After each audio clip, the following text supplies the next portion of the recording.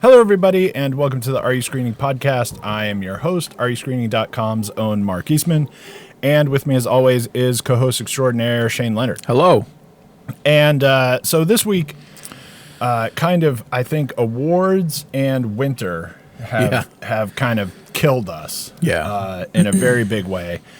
And I thought, so coming back, we haven't done the show for a while with the holidays and million other things, but we're just going to kind of run through the awards that have already happened. Yeah. Maybe like where this leads to the Oscars and whatnot. And we've got the Critics' Choice and the Golden Globes have already happened. Yeah. And we know the winners. And I say this every year, but this is a strange year.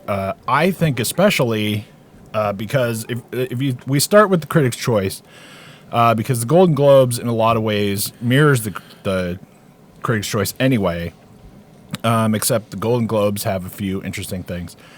But I feel like this year, more than any recent years that I've seen, there are good things about the awards, especially if you take them both together. There are some things that I think are interesting and cool, like getting nominated for Best Actor, really like from a foreign film. Yeah. So, I mean, that I think is very cool. A very cool to category. get that kind of different level of recognition and stuff. Yeah. And so there are cool things like that. There are things that were nominated for, in certain categories that you're kind of like, wow. And there are even things that won.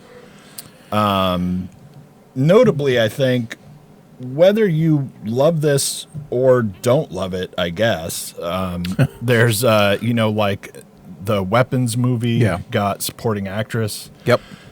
And, so it's at least different, it's at least like, hey, we're trying to say, but on the flip side of that, the Critics' Choice nominated 11 movies for Best Picture. Yeah. And I hate that.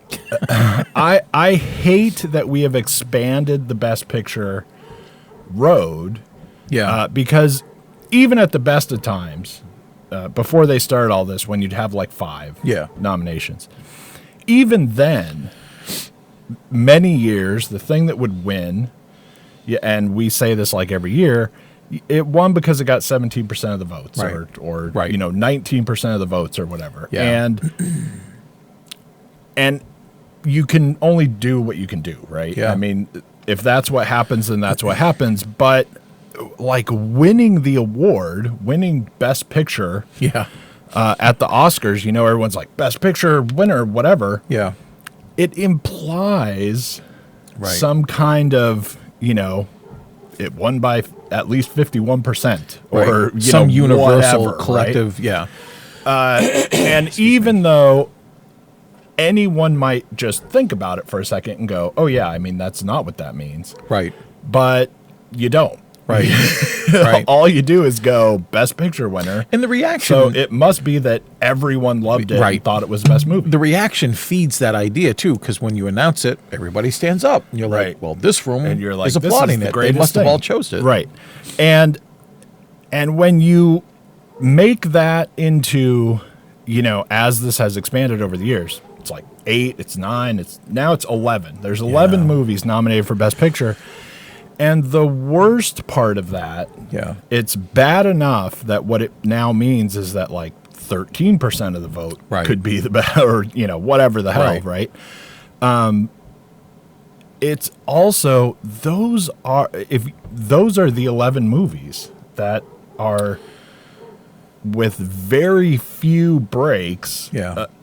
All the movies that are nominated for everything. It's just like those are the only 11 movies there are. Yeah. With some exceptions, like for, like Weapons getting nominated for things.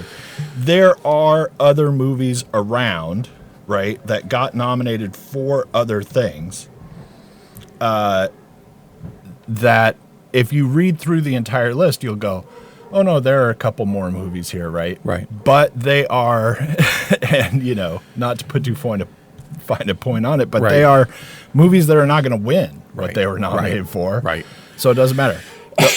and it's like Weapons winning something else is just kind of the exception that proves the rule. Right. Actually, right? It's like lots of the other nominations are just like, and you got stuff like Blue Moon, If I Had Legs I'd Kick You, Testament of Ann Lee, F1, Right. Sorry Baby, movies that did get nominated somewhere, screenplay, something like that. Yeah. But they really just feel now like you're just throwing that movie a bone for no reason. You know it's not going to win. Yeah. And it's if there were only 5 movies nominated for Best Picture, that wouldn't be the same. You know, it should wouldn't be the same idea. Yeah. If you have fewer films, obviously, it's a fight. Which ones are going to make it? If you have 11, which I guess is the Spinal Tap rule, like 10 is probably where you should cut that off. But if you have 10, you're like, well, what other one can we have? We need another 2. Find me 2, versus take away 4. You know, it's a different attitude, and I think those lists of nominees reflect that, because you look at something and you're like, well, this just got on there because they needed a 10th spot. Right. That's too bad. Yeah, it's weird. Anyway, so we're going to go through the list of the nominees, and this is like the Critics' Choice, but also if you go to the Golden Globes, and we'll talk somewhat about the Golden Globes as well. If you include like Best Comedy and Best Drama, or Best Comedy or Musical and Best Drama, then it's basically all the same movies anyway, right? It's still all of them. But so the nominees for Critics' Choice, Begonia, Frankenstein, Hamnet, Jay Kelly, Marty Supreme, One Battle After Another, Sentimental Value, Sinners, Train Dreams, and Wicked for Good. And I think, so this is an interesting year just for us, right? Because One Battle won the Critics' Choice. And it won one of the Golden Globes, right? But, and this is a year which, it's not like this doesn't happen, or, to what extent or another, but we reviewed One Battle and did not like it. No. And didn't like it, fairly seriously, right? And and not only is that somewhat weird, there's lots of times that the winner we're like, this movie's fine or whatever, but not that often that we really don't like it. Like, every once in a while there's a Zero Dark 30 where we're like, well, I'm against we're like, this. what are you talking There's about? no way that this can be better than these, even the subjectiveness of my movie's better than your movie, you know. But I'm kind of against One Battle After Another. I'm pretty seriously against it, and I think so funny. I think that movie also is a great representation of another thing that I hate about awards, which is like you win whatever you win, or you win enough things, and then you must be the best picture, or you win Best Picture, and then therefore that must have been the best direction, right? Or, it must have been the best actors. How can the sum not mean the total? Yeah, right. And that is just so screwy a way to think about this, because for the Critics' Choice, Paul Thomas Anderson did win Best Director, right? Yeah. And if I try to be freakishly objective, right, and I think like my most objective attempt at trying to envision this is, I have to think, what if Paul Thomas Anderson directed this movie, but he didn't write it?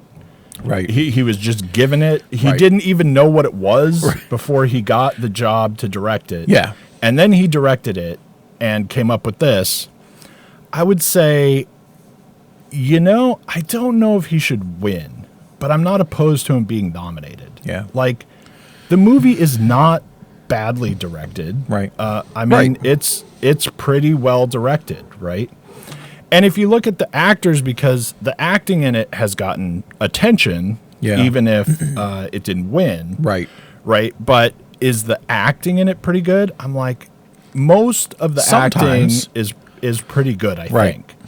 I think some of the acting is not great. Right. But if somebody got nominated for the acting, I'd go, yeah, Okay. all right. Right. And does that mean it's a good movie? It does not. No. There's a lot of films. This is, I think, like Yeah. one of the perfect examples. Yeah. And screenplay. He won for screenplay, too. Is it a great screenplay? I didn't read it. I don't know. Sometimes they are. I don't know if it's a great screenplay. Yeah. Maybe to nominate it or something. I don't think it should win. Yeah. But all of that put together, does it mean it's a good movie? It doesn't at all. No. Being well directed doesn't make you, for one thing, not just a completely stupid movie. Right. Right. That's not what directing is, right? Might be fun someday. I'm not too big of a digression because I know we're trying to go through a lot today, but we've had, and we revisit our sort of MO for reviewing every once in a while. Right. It might be interesting. I don't know. Maybe it's just stuff we sprinkle in along the way, talking, especially around the awards, about like, well, I mean, what is a director doing? Like, why would a best supporting actress be this? Right. Not gaffer and best boy and things like that, but it might be interesting because I know in the past we've gotten questions like, so and so is director and best actor and actress. Why isn't that best picture? And you're hitting on all of it, but maybe there's a deeper dive there later for something. But I mean, because it is a little confusing for people sometimes. It is weird, but in this, I feel like this is such a perfect example because I really don't like this movie, despite the fact that I'm like, sure, best director, maybe. Okay.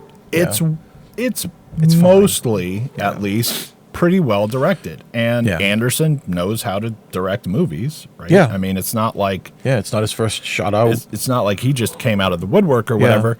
And, people in it are good sometimes. I think even the best of them in this movie are not always great, but, whatever. Anyway, it's pretty good. Yeah.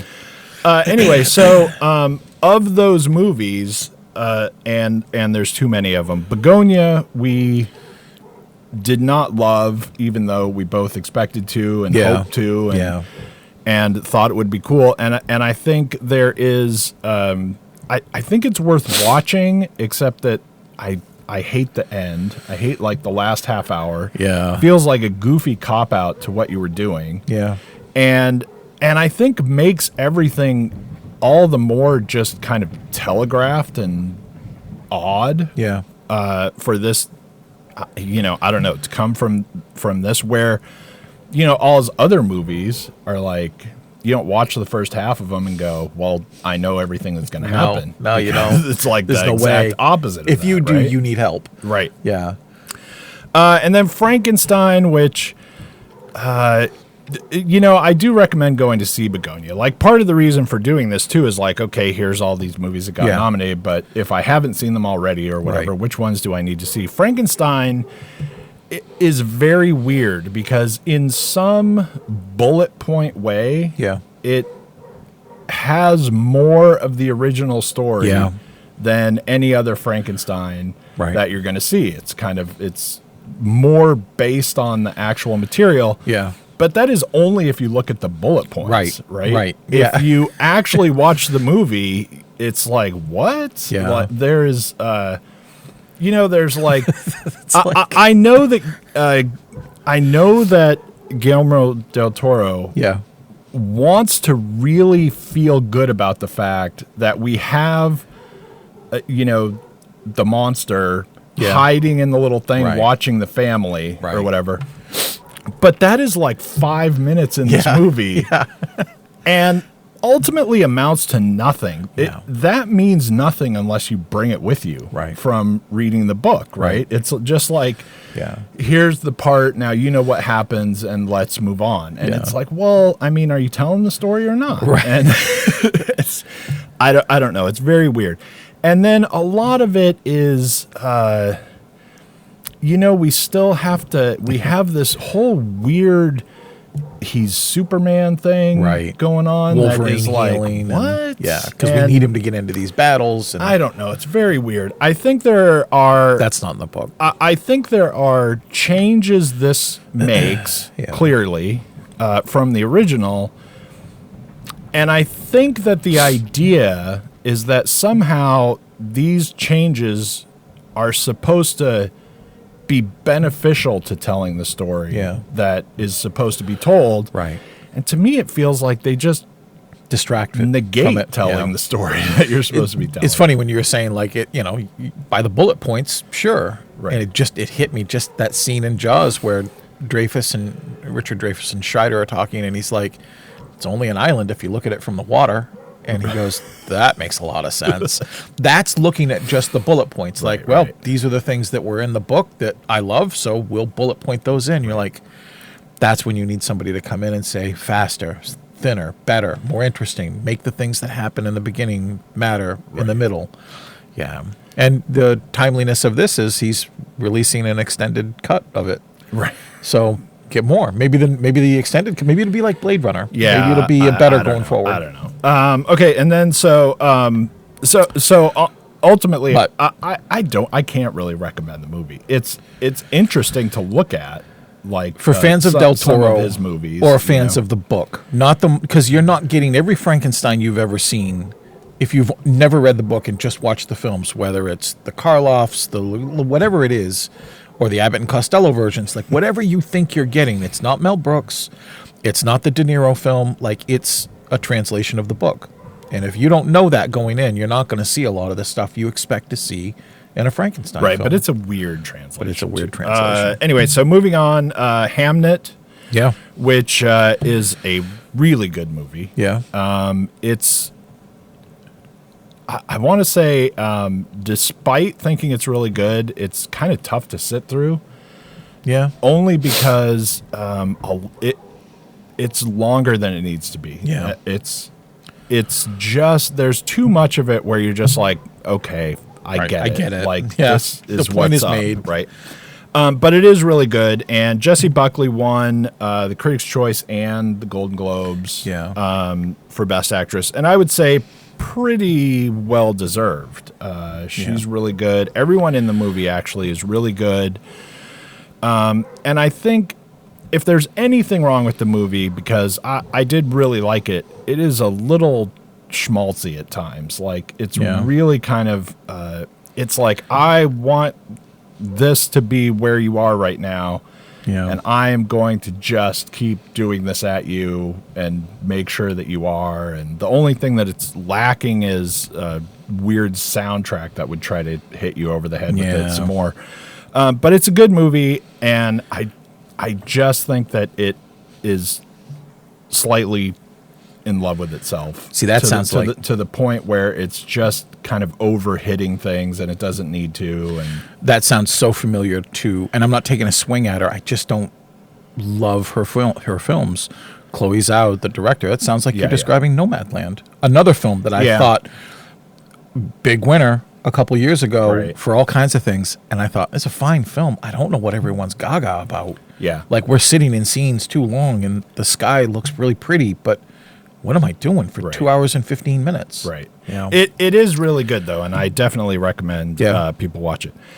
And then Jay Kelly, which is Noah Baumbach and George Clooney and Adam Sandler. Yep. And it's basically, it's really hard to describe in some sense. It's basically could be just like kind of the true story of George Clooney. Right. Because it's the story of this actor who's super famous. And when I say that, I have to say, there's a part in this where it's kind of like he stole his friend's career because he went to the audition. And I mean, did he steal it? Not really. He just went to the audition that the other guy was going to, and then he became the famous person. Right. And I mean, did anything like that happen in George Clooney's life? I have no idea. I've never heard of that happening or whatever. But in general, it's just like the kind of aging actor who's super famous, and where he is in his life and what it all means now, and spent so much time away from his family, and yada yada and all that stuff. So that's the story, and it is a really, really good movie. It is hard to explain even why it's so good, which I think is sort of similar to a lot of Noah Baumbach movies. Yes. Where it is kind of like, definitely, I don't know. It's just that this ride was worth it, right? Right. And in the end, it may or may not have a satisfying ending, depending on who's watching it. Yeah. But it is kind of like just being along for this ride is worth it. And the acting is awesome. Adam Sandler being in movies like this just pisses me off. Yeah. So much because he is so good in this. When you see him go back to like Grown Up 6 right. Right. Yeah. No, I know. But it's he's a pendulum, and we often see him at either pole, right. Not in the center. Whoops. But it's Did you like the end? It's really good. I did. Yeah. The end worked for me just fine, but even in the moment, I was like, I don't know that hits for everybody watching this movie. Yeah. But it's a really good movie. They're both, doing, I think, great stuff, and everyone else around them too. It's really good, and it has a surprisingly large cast of non-essential people who are only around for a couple of scenes, but there will be like a lot of them, right? Yeah. And getting them all to be like really good and be able to hold their own in that moment, with them in this movie is funny. Hard to do. Jay Kelly's one of the two you mentioned at the beginning as you're cooking through them. Wicked is good as the other. Everything else is in the Oscars, and those two were not brought up, and it's sort of interesting to see when the Golden Globes and when the Critics' Choice and when the Oscars are they all just overlapping a lot. Right. Yeah, they often overlap a lot, especially, like you said, the Critics' Choice and the Golden Globes. But this is one difference. Jay Kelly did not get nominated for Best Picture. Yeah, and Jay Kelly, I would say, if I had to take these 11 movies and make it 5, Jay Kelly would be in it. Would be cut or would be in the... No, it'd be in the 5. It'd be nominated. Yeah, interesting. It's way better than several other things. Yeah. All right. So, and then Marty Supreme, which is, Josh Safdie, and it's Timothée Chalamet who won Best Actor. Yep. And I'll pretty much give him that. Except I have some qualms about this movie. Yeah. The movie is pretty good, right? But the movie is... I didn't love it, right? And the main reason that I didn't love it, even though I think it does a lot of things great, I think he's really good in it, I think it's a really good dissection of the character and all that stuff. But one of the main reasons I didn't like it is because I've seen Uncut Gems. Right. Because this movie is like the dissection of a very specific personality existing in this situation, in this setting, right?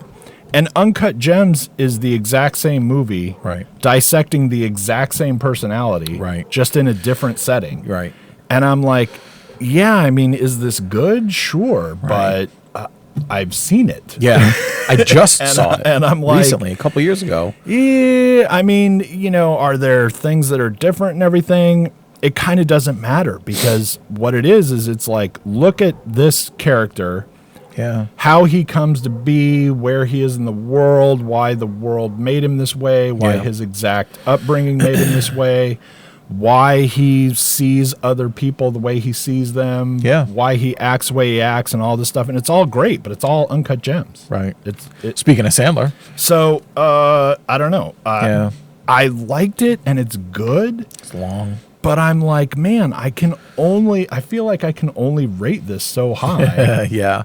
When ultimately you're really just doing the same thing that you did, in a very recent movie. So, right. So anyway, that's that. And One Battle After Another, which we've already talked about. Go check out that episode if you want. I don't like it. I don't think it, like I said, I don't think the parts add up. I don't care if it's the best acting, or the best directing or whatever. It's still like ultimately a kind of stupid movie where some of the characters, real big characters in it, are just goofy and silly, and none of this would happen the way it happens. The way or it whatever. happens. Like it's just odd. Not that it matters. Rubbed me the wrong way. Just out of curiosity, you and I both rated it real low. I gave it 2. You gave it 2.5, so I like teasing you that you liked it better than I did. Yeah. You still pretty good with that? Oh, yeah. Me too. Like, I was just thinking, like, what would I give it now that I've had a lot of time to think about it or not think about it? Still right around the 2. Yeah. Like, that's curious to me sometimes. So, yeah, I feel like that's pretty good. Okay, and so moving on with the list, Sentimental Value got nominated, which, again, this would absolutely be on my list. 5? Because probably it would actually... I don't want to spoil our upcoming lists. Yeah, right. That's right. But it will probably be my number 1. Yeah. It's by Joachim Trier, has Stellan Skarsgård and Renata. Yeah, right. Boy, it's hard. Go for it. Rensva? I was going to say. I think it's like Rensva. It's hard. Go for it. Yeah. And he is the guy. He did Louder Than Bombs, Thelma, and The Worst Person in the World, which was my number 1 pick of its year. Me too. Which starred the same person. Renata. Yeah. God, she's so good in that film. And, I don't love it as much as Worst Person in the World. So hard. But it's still 10. It's still great. Yeah, that's awesome. It's still amazing. And one of the reasons, there are actually many reasons in this one, Stellan Skarsgård is awesome. Yeah. She is really awesome as well.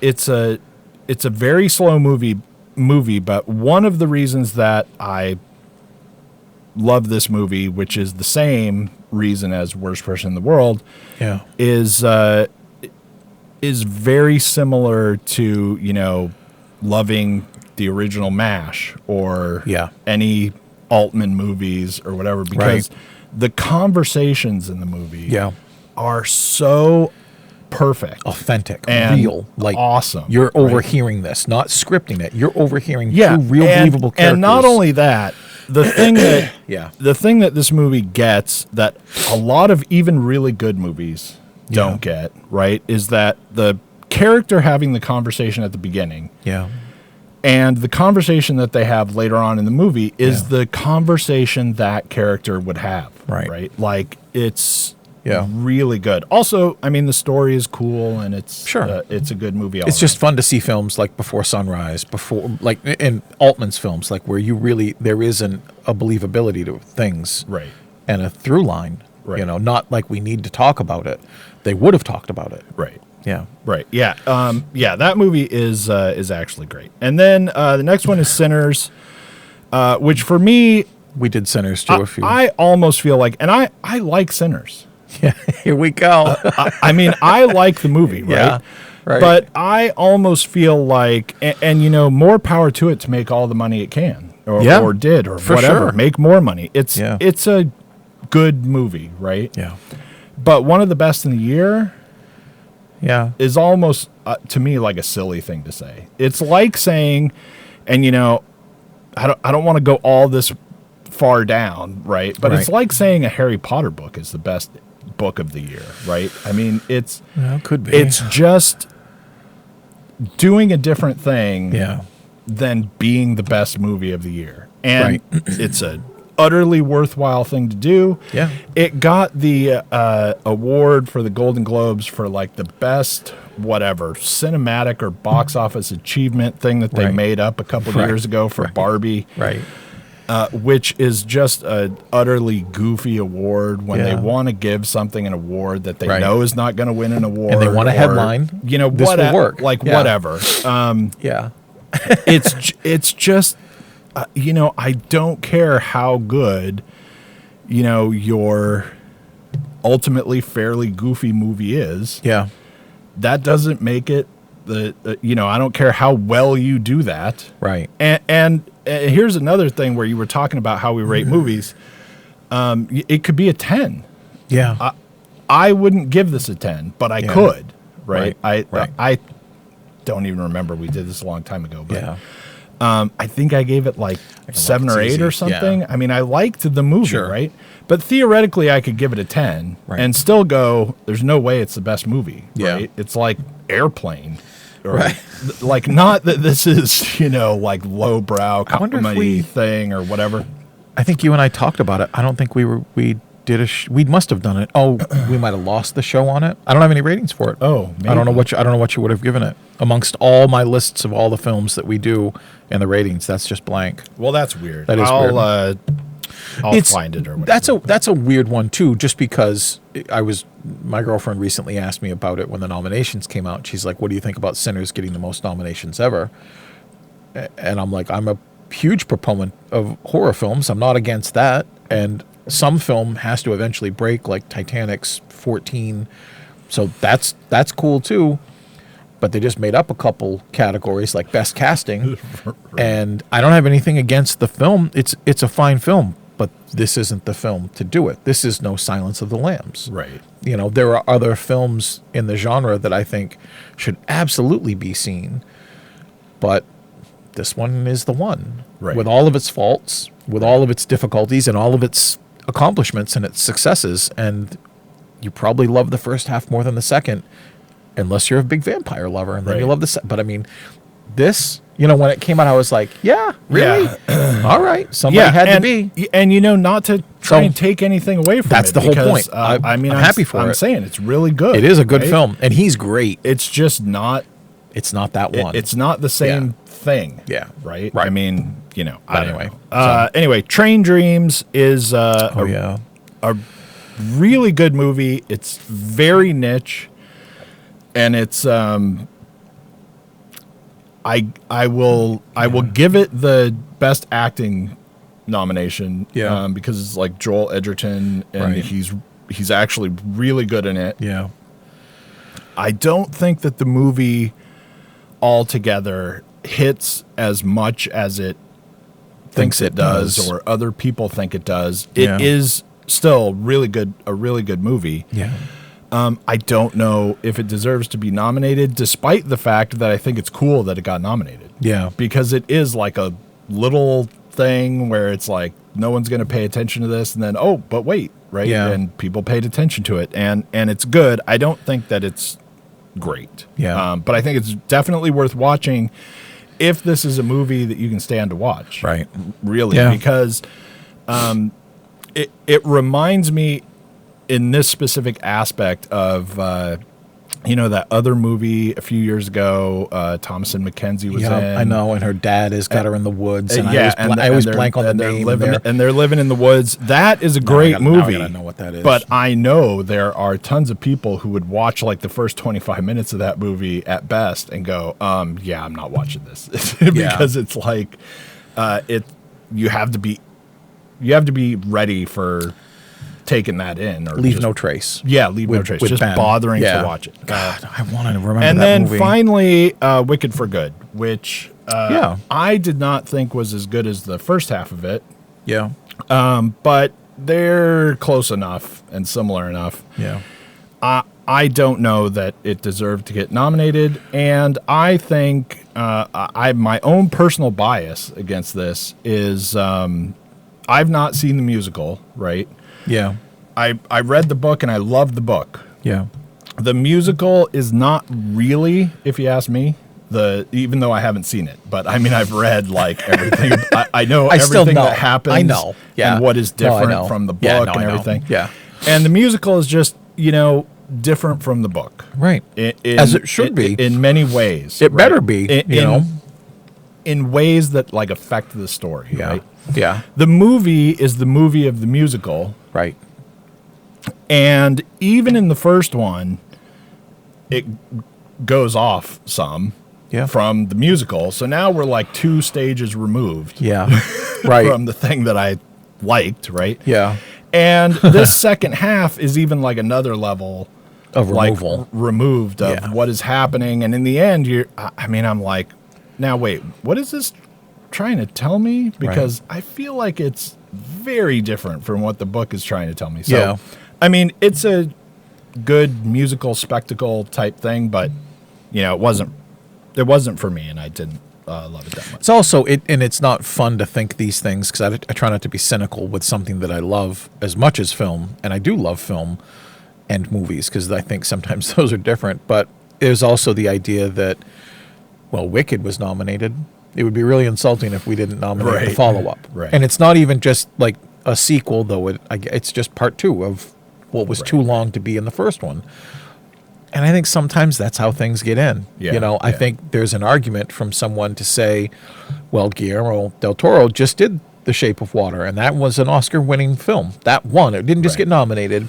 How can we not put this new one? Like, it's your Meryl Streep, Tom Hanks, Steven Spielberg thing where you're like, well, they're nominated, put them in. Right. Or they made a film, put it in. That's what I mean. So, anyway. Yeah, and we're going to kind of wrap up pretty quick here, but I wanted to go through and let everyone know where we are on all the movies that got nominated. And I do want to just kind of run through the Golden Globes. So Hamnet won in drama, and One Battle won in comedy or musical, which I don't know what the hell that means. How the hell do you do that? That's so, Yeah, that is one of the weirdest guess. things. I already said Sinners won. Sinners did win original screenplay in the Critics' Choice, which I think is utterly goofy. Yeah, you didn't love that? No. I'm being facetious. No, I could tell. Crazy goofy. I don't remember what the Golden Globes, P.T. Anderson won for director, for screenplay. The Globes only do screenplay. Like they don't they don't do adapted or original right. And we got Jesse Buckley again for Hamnet, actor in a drama. Wagner Moura won for The Secret Agent, which is insane and awesome. As much as I hate the awards and where things seem like they're going and the 12% winners, to have somebody win Best Actor from a foreign movie is really cool, awesome. I think. I wish that we could get to a place where like foreign movie was not, or foreign film, or non-English speaking film, or depending on what awards you're watching, right? That they were more in the hunt for other things like this. Like you could be at least best cinematography or screenplay or various things like that, even though you're a foreign movie. We went nuts over Boone's Parasite a couple years ago. Right. Because, let's go. Right. Run that film through every category and it'll win. Right. And let's see, what have we not talked about? The Golden Globes, Chalamet won again for Marty Supreme. Actress was Rose Byrne, If I Had Legs, I'd Kick You, which is also a very good movie, but also a movie that I would say know what it is before you tune in, because it's kind of like a niche thing. Like, I don't know. You see something won an award and you go, let's fire that up. That's got to be great. Know what's happening or whatever. Not that there's anything like weird or wrong with it or anything like that. It's just, it's a certain niche. Like, I mean, some people don't like war movies. Some people are not that into whatever.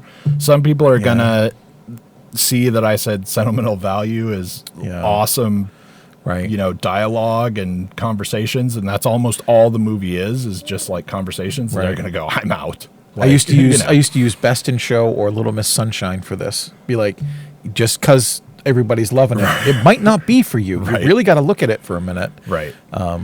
And then supporting actor Stellan Skarsgård did get it in the Golden Globes for sentimental value, and actress Teyana Taylor got it for One Battle, which I think is just bonkers. I think if anyone in that movie should get any award, I don't know. I mean, I don't know how to meld that together for me. Film, unless the idea was for you to act badly and you did that really well. Best supporting actor. If somebody told me that Benicio should get best supporting actor for being Sensei, I'm on that. And he was great. And maybe best supporting actress for, and I'm embarrassed, I'm sorry, I'm not going to remember her name off the top of my head, but for the daughter. She has an awful hard job to do in front of Sean Penn, Leo. Like, there are some people there that might intimidate an actor or an actress, even though your job is to not look a certain way. You're still going to be just make you look like you're doing worse, Right. just because they're doing so good, right? Or and just that whole aspect of, I thought every scene she was in, she never stole a scene, but she held that but scene. and I thought that, I mean, that's easy. But Penn, Leo, like, I'm like, no, Yeah. move on. So, but yeah, definitely not her either. With all due respect. Yeah. Anyway, it's completely crazy. Anyway, so that's our wrap up. Yeah. And I think what we might do, depending on what other movies, we might have like a quick run through of some movies, maybe in our next show, or we might just skip to jumping into the list. And I don't know. It's a tough call. Yeah. This was, and we're going to get out of here, but just to, I guess, give you a teaser, this was one of the easiest years ever for me to make lists. Wow.